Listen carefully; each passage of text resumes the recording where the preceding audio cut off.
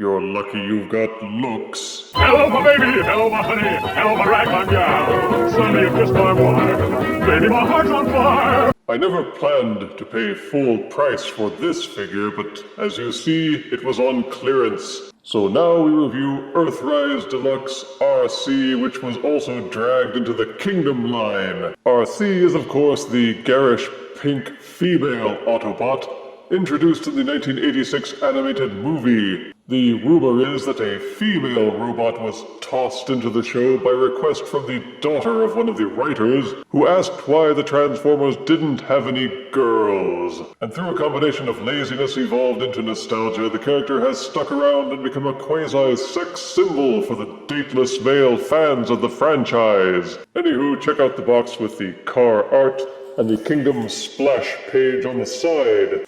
Both modes are profiled on the back, and the slant panel, which lies about how much the kibble will hide in robot mode. Now let's open the box and get this over with. Out-of-box Earthrise and or Kingdom Arcee comes with her instruction booklet, one of the Kingdom line specific collectible trading cards, a dinky little teeny tiny gun accessory, and this is Arcee's Alt Mode, a futuristic pink and white car. It's not really a good match to the Generation 1 animation model. I mean, it's kind of there and yet not. It's got the tapered front, the crest at the back, but it hasn't got the same sleekness, very likely because of engineering limitations. No doubt Hasbro just wants us to shut up and be thankful they tackled this at all, given how stylized the animation model was. Translating that to an actual toy had to have been tough, and they get props for finding a way to make it work, though as shall be seen, the way they made it work wasn't all that clever. The colors seem to be evenly applied. The gun, the window, the wheels, and the crest are all done in a kind of pearly translucent blue. There's some good sculpt work, and from the top, the car has smooth, mostly unbroken lines, until you look at it from the back, and then you see this huge gap, without even any parts forming accessories to cover it. Boo! But if you think that's bad, just turn the car over, and you'll see the main problem with this figure. And that is, it's a shell former. There's no actual robot integration at all. The entire robot body has just been mangled up and tucked under a thin car-shaped veneer. And the car shell feels thin and flimsy because it is. Arcee is perhaps one of the lightest deluxe figures I've handled recently. It even feels like it has less mass than Earthrise Cliffjumper, and that's saying something. The plating for the car shell is extremely thin to the point that even transforming Arcee makes me worried about breakage.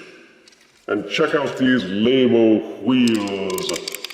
I've seen Hot Wheel cars that have sturdier tires than this. They allow for rolling on a smooth surface, but the car has so little mass that Arcee just slides as much as she rolls. There are some small nubs at the top and on the back, which allow for the mounting of Fire Blast accessories.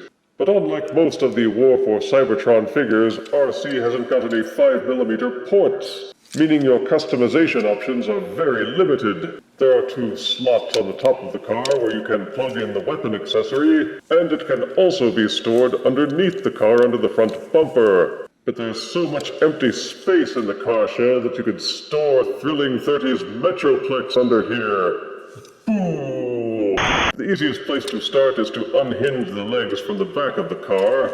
When transforming into Alt Mode, it's best to tuck the legs underneath the back under this clip so that they hold and brace under the edge of the car. But when transforming to Robot Mode, rotate the leg inward and it will untab, then you can fold it down.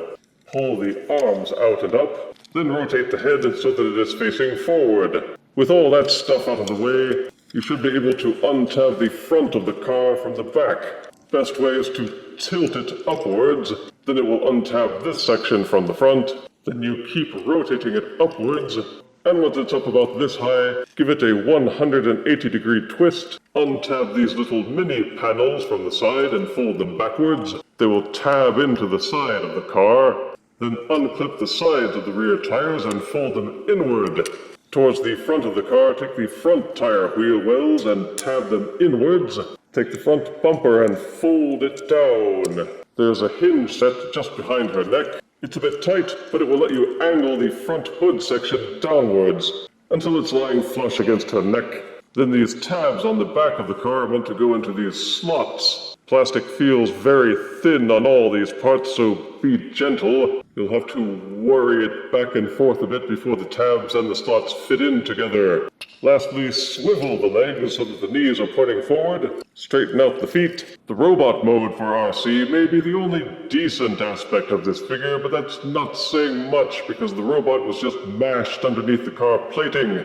And the car plating itself becomes this massive kibble backpack which distracts from any feminine grace of form that Arcee might otherwise have conveyed. To be fair, the robot parts look okay, and mirror the animation model as being feminine without being overly sultry, like some other third-party companies have done with this character. The head has a cute female face, though they didn't give her red lipstick like in the cartoon.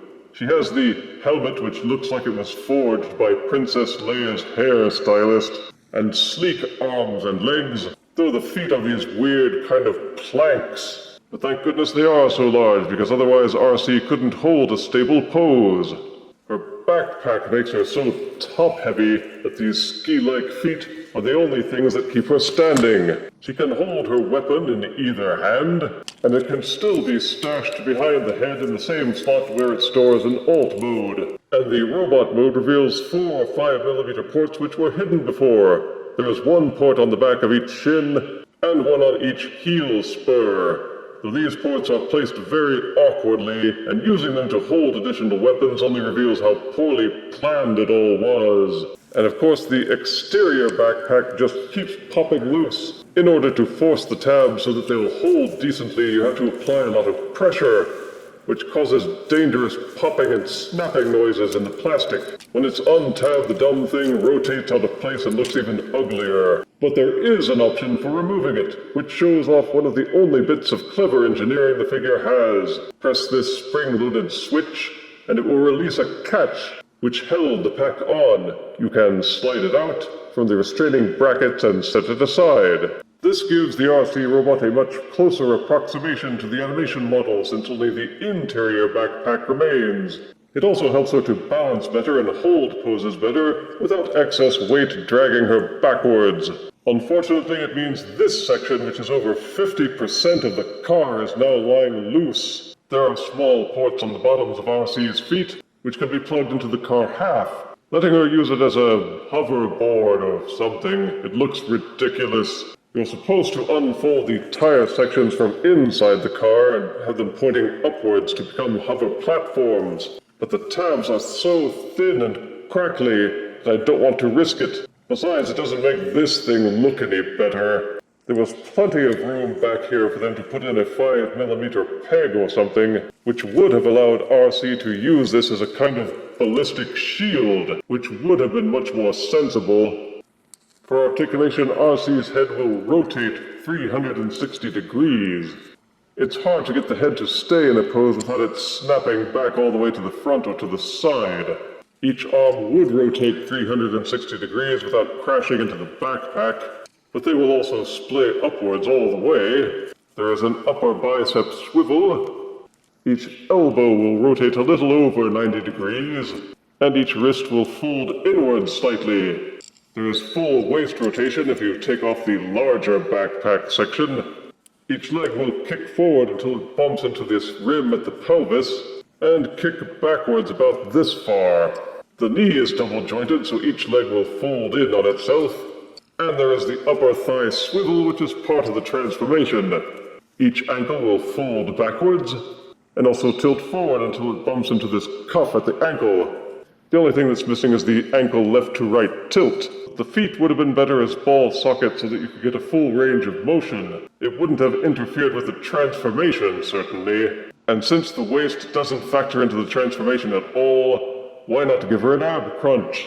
The articulation she does have only reminds us how much better it could have been. They didn't make any sacrifices to make either mode better, they just chinsed on both and pinned them together. Boo! For size comparison, here's Kingdom Earthrise Deluxe Arcee, next to Takara Tomi's Deluxe Nightbird.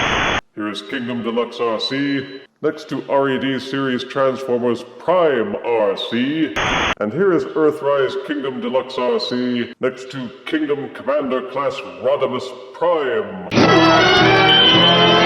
Earthrise Kingdom Deluxe Arcee was panned in almost all her reviews, and it seems with good reason. It just isn't a very good representation as a mainline figure, nor is it a fitting tribute to the character. It seems to be a case study in what toy companies can do wrong when they're trying to cut corners. Positives are that Arcee is a passable imitation of the old animation model, there's good detail and colors, the transformation is easy, and there are options for weapon storage. But there are plenty of negatives. The alt mode is light and flimsy. The robot mode is just stuffed into a car-shaped shell. And that shell feels as fragile and brittle as an egg. There is no integration with any of the robot parts. You can separate the backpack completely, and it still transforms and functions exactly the same without the robot components. And while the robot articulation is alright, they could easily have made it even better since the alt mode has no parts that are dependent upon any of the robot parts. The weapon is dinky, the backpack doesn't tab in or hold in properly, the surfboard is a joke. It just seems like the entire figure is an insult, because it could have been done better with just a little more effort. The plastic on the car parts could have been made a bit thicker, the robot components could have been given more articulation points. I give Earthrise Kingdom Deluxe Arcee 4 out of 10 deaths. There's nothing deluxe about this deluxe. Boo! If you refuse me, honey, you lose me. Then you'll be left alone, oh baby. Tell them all and tell me I'm your own.